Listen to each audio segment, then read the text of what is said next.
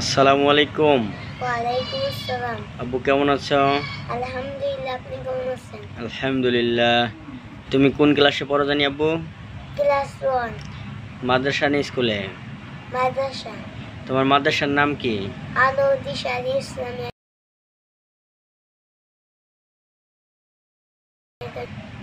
আচ্ছা, তুমি কয়টি হাদিস মুখস্থ করছো 9।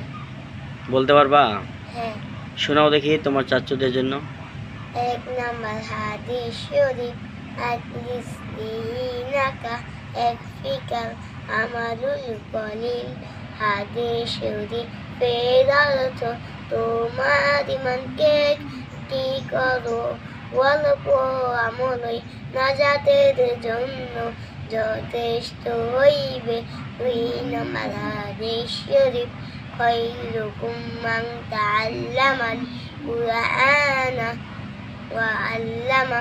হাদিস শরীফের অর্থ তোমাদের মধ্যে সর্বোত্তম ওই ব্যক্তি যে কুরআন মাজিদ শিক্ষা করে এবং অপরকে শিক্ষা দেন। 3 নাম্বার হাদিস শরীফ, তলাবুল ইলমি ফারিদাতুন আলা কুল্লি মুসলিম। হাদিস শরীফের অর্থ দিনী ইলম তলব করা প্রত্যেক মুসলমানের উপর ফরজ। 4 নাম্বার হাদিস শরীফ,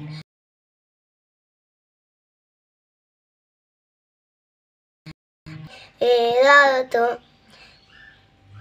পবিত্রতা ইমানের অঙ্গ। 5 নাম্বার হাদিস শরীফ, মিফতাহুল জান্নাতিস সালাহ। হাদিস শরীফের অর্থ নামাজ বেহেশতের চাবি। 6 নাম্বার হাদিস শরীফ, আউয়ালু মা ইউহাসাবু বিহিল আবদু ইয়াউমাল কিয়ামাতিস সালাহ। হাদিস শরীফের অর্থ কিয়ামতের দিন সর্বপ্রথম নামাজের হিসাব হইবে।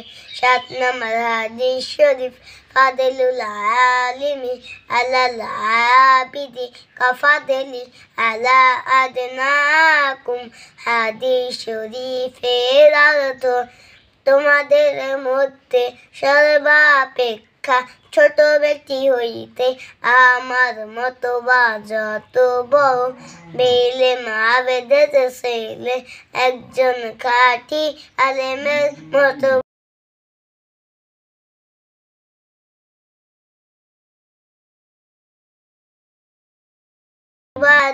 হাদিস শরীফ এর অর্থ দুআ ইবাদত। 9 নাম্বার হাদিস শরীফ, মাল্লাম ইয়াসআলিল্লাহ ইয়াগতাবি আলাইহি। হাদিস শরীফের অর্থ দুআ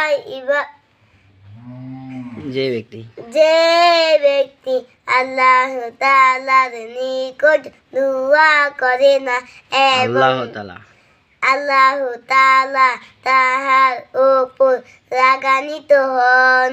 মাশাআল্লাহ মাশাআল্লাহ। কিন্তু ওই যে শেষেরটা যে একটু ভুল হয়ে গেল, বা এটা ঠিক করবা? হ্যাঁ, আচ্ছা। আচ্ছা, আসসালামু আলাইকুম। ওয়ালাইকুম